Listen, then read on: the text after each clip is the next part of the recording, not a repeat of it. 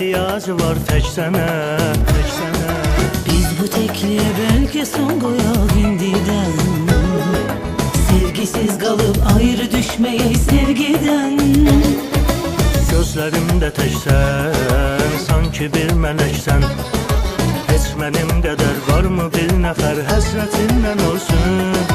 Tek bu kalbimin sen, isteğin bilirsen. Sen isteğim, hazır olayım, bilmeyen de bilsin. Tekçe sen benimsen, benim bir denem sen.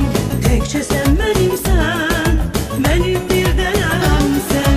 Təkcə sən mənimsən, təkcə sən mənimsən. Mənim bir dənəmsən, təkcə sən mənimsən.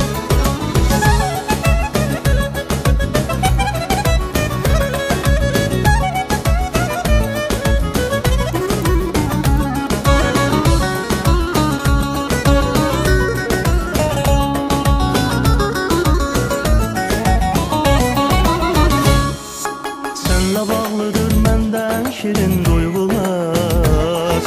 Sənə qovuşmasam ayrılıq mənə dərd olar, dərd olar. Sen yeter ki sevmen seninleyim sevgilim. Sev ki her zaman sen yanımdasan ben bileyim.